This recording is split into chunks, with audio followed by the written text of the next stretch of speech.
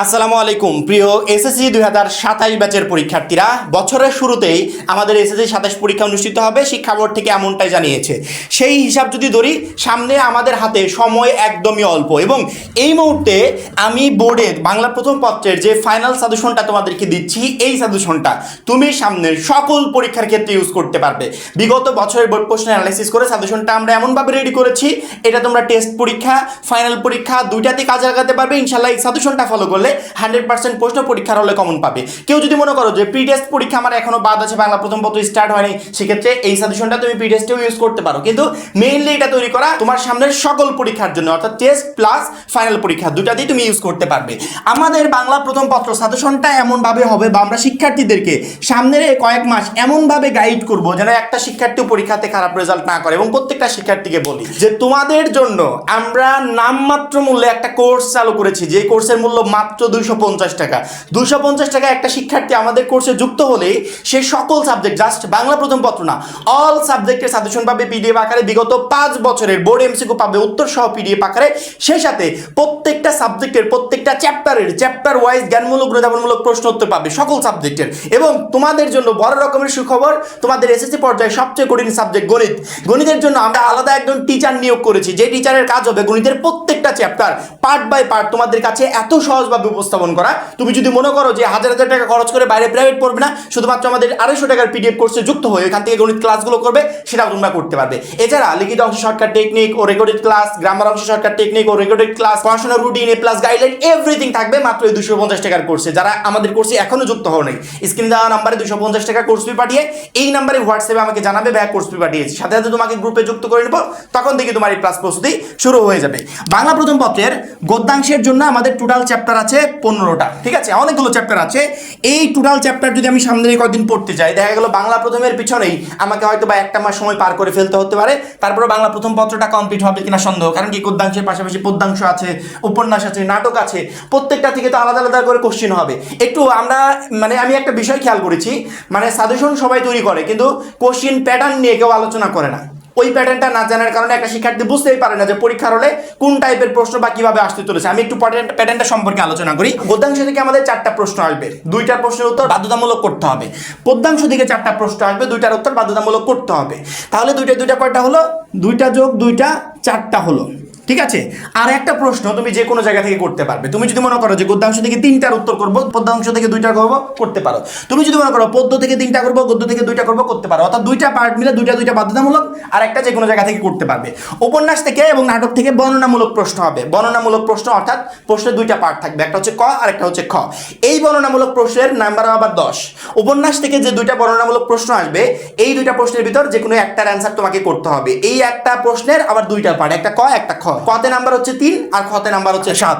Same ভাবে নাটকে 2টা প্রশ্ন থাকবে বর্ণনামূলক, যে কোনো একটার অ্যান্সার করতে হবে। ওইটাতেও 2টা পার্ট, একটা ক একটা খ। কতে 3 আর খতে হচ্ছে 7। এইভাবে বর্ণনামূলক একটা একটা করে এখান থেকে উত্তর করবে, এখান থেকে হচ্ছে 20। আর এখান থেকে যে 5টা সৃজনশীল প্রশ্নের অ্যান্সার করলে এখান থেকে হচ্ছে 50। তাহলে 50 আর 20 কত? 70। আর এই যে বহু নির্বাচনী 30, এই টোটাল 100 মার্কের পরীক্ষা তোমাদের হবে।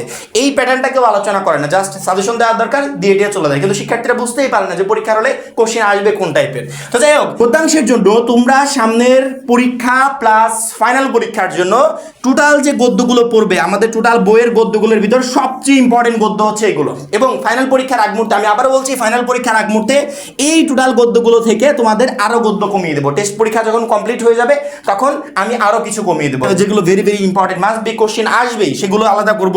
যেগুলো একটু লেস ইম্পর্টেন্ট সেগুলো একটু আলাদা করব, তখন তোমাদের জন্য আরেকটু সহজ হয়ে যাবে। কিন্তু আপাতত এই 10টা গদ্য পড়তে হবে, এই টার্গেটটা নিয়ে পড়ো, কারণ কি এই গদ্যগুলো থেকে বিগত বছরগুলোতে কোশ্চেন হয়েছে। এবং আমাদের 26 সালের সাজেশনটা যদি তুমি ফলো করো, তাহলে একটু খেয়াল করে দেখবে যে 26 সালে আমরা শিক্ষার্থীদেরকে যে সাজেশনটা দিয়েছি বা আমাদের কোর্সের মাধ্যমে যে পিডিএফগুলো দিয়েছি, ওইখান থেকে প্রত্যেকটা শিক্ষার্থী পরীক্ষাতে একটা বেস্ট পরীক্ষা দিয়েছে। সেক্ষেত্রে আমি আশা করি 27 ব্যাচের পরীক্ষার্থীরা তাদের স্কুলের পরীক্ষা প্লাস বোর্ডের পরীক্ষা দুইটাতেই ইনশাল্লাহ বেস্ট করতে পারবে আমাদের এই পিডিএফ কোর্সের মাধ্যমে। প্রথমত তুমি প্রত্যুপকারটা পড়বে, মাস্ট বি ইম্পর্টেন্ট। এটা থেকে কোশ্চেন হবেই, তোমার টেস্টে এটা থেকে বাধ্যতামূলক প্রশ্ন দিবে, ফাইনালও এটা থেকে প্রশ্ন দেওয়ার করার সম্ভাবনা প্রায় 80%। পরবর্তীতে শোভা পড়বে বই পড়া, অবৈজ্ঞ স্বর্গ, পল্লী সাহিত্য, মানুষ মোহাম্মদ সাল্লাল্লাহু আলাইহি সাল্লাম, তারপরে উপেক্ষিত শক্তি উদ্বোধন, প্রবাস বন্ধু, মমতাদি, 21-এর গল্প। এই টোটাল 10টা চ্যাপ্টার ভেরি ভেরি ইম্পর্টেন্ট আমাদের টোটাল চ্যাপ্টারগুলোর ভিতর থেকে। এবং আমি আবারও বলছি যে আপাতত টেস্ট পরীক্ষার জন্য এগুলো কন্টিনিউ করতে থাকো। বোর্ড পরীক্ষার আগ মুহূর্তে আমরা এগুলোকে আরেকটু শর্ট করে দিব যাতে তোমাদের পড়াটা আরেকটু সুবিধা হয়, অর্থাৎ তোমাদের সিলেবাসটাকে শর্ট করে দিব। ফুল সিলেবাস যে তোমাদের পড়তে হবে প্রত্যেকটা সাবজেক্টের, এই ফুল সিলেবাসটাকে আমি শর্ট করে দিব, যেগুলো থেকে কোশ্চেন আসবে শুধুমাত্র ওইগুলো বলে দিব, ঠিক আছে? পদ্মাংশে আমাদের টোটাল চ্যাপ্টারের ভিতর ভেরি ভেরি ইম্পর্টেন্ট কপোতাক্ষ নদ, ঝর্ণার গান, জীবন বিনিময়, ওমর ফারুক, সেদিন এই মাঠ, আমার দেশ, আমি কোনো আগন্তুক নই, রানার, তোমাকে পাওয়ার জন্য হে স্বাধীনতা, বসে। এখন অনেকে বলতে পারো যে ভাইয়া দুইটা প্রশ্নের অ্যান্সার করবো, দুইটা কমন পেলেই চলবে। দুইটা প্রশ্ন কমন পাওয়ার জন্য আমি যদি তোমাকে এই টোটাল চ্যাপ্টারের ভিতর 4টা চ্যাপ্টার দিই, তুমি এই 4টা থেকে দুইটা প্রশ্ন কমন পেয়ে যাবে। কিন্তু আমার টার্গেট হচ্ছে এখান থেকে যে 4টা, এখান থেকে যে 4টা, 8টা সৃজনশীল প্রশ্ন আসবে, এই 8টার ভিতর 8টাই তোমার কমন থাকবে, একটাও মিস হবে না। গদ্যাংশ থেকে এই চ্যাপ্টারের ভিতর 4টা প্রশ্ন কমন থাকবে, পদ্যাংশ থেকে এই চ্যাপ্টারের ভিতর 4টা প্রশ্ন কমন থাকবে। যেই চ্যাপ্টারগুলো থেকে সচরাচর কোশ্চেন হয় না ওই চ্যাপ্টারগুলোকে আমরা আলাদা করেছি, আর যে চ্যাপ্টারগুলো থেকে কোশ্চেন হয় ওইগুলোকে আমরা এখানে ইনক্লুড করেছি।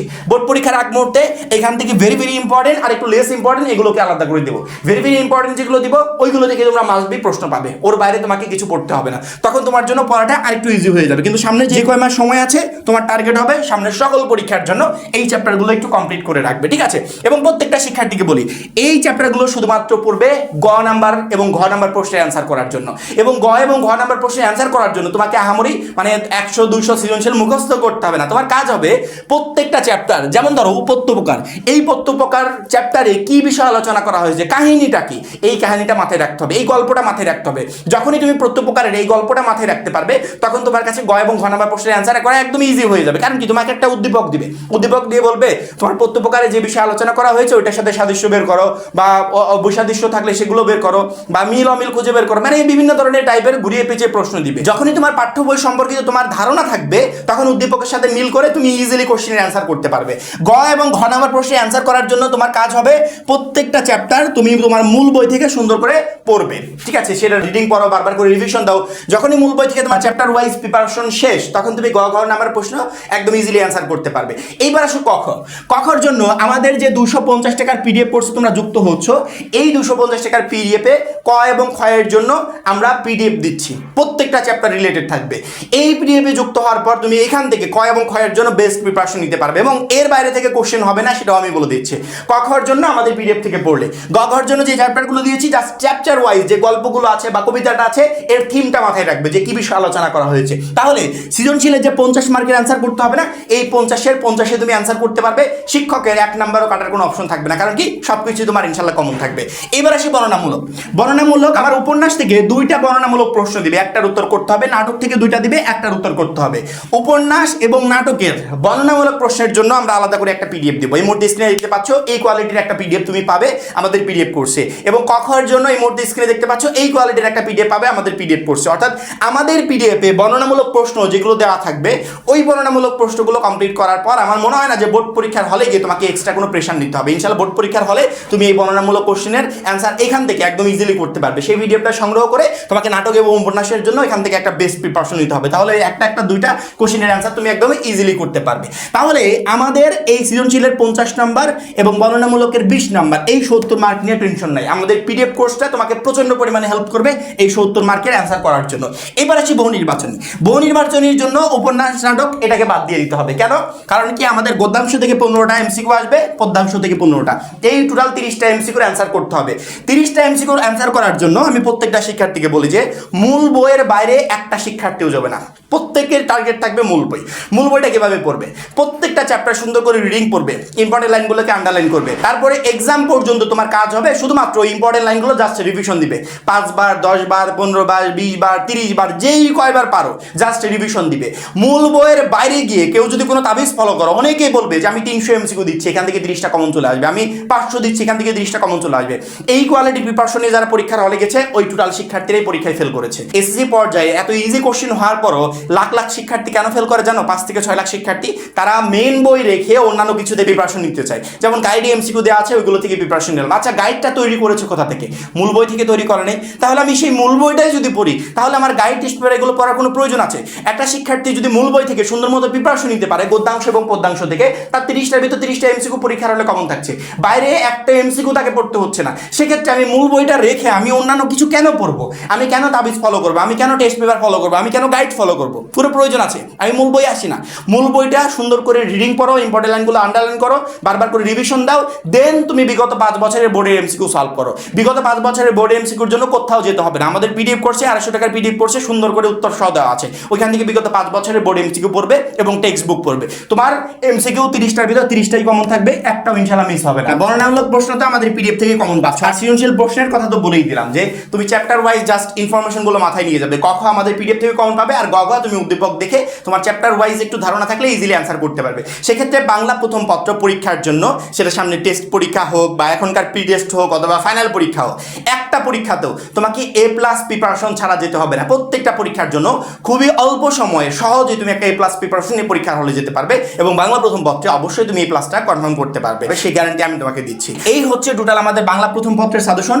পরবর্তী গুরুত্বপূর্ণ সাজেশনগুলো পেতে অবশ্যই আমাদের চ্যানেলটাকে সাবস্ক্রাইব করে রাখবে এবং যারা এখনো আমাদের 250 টাকার SSC 27 টার্গেটে প্লাস কোর্সে যুক্ত হন নাই, খুবই দ্রুত যুক্ত হয়ে যাবে। সবাই ভালো থাকবে, সুস্থ থাকবে, আল্লাহ হাফেজ।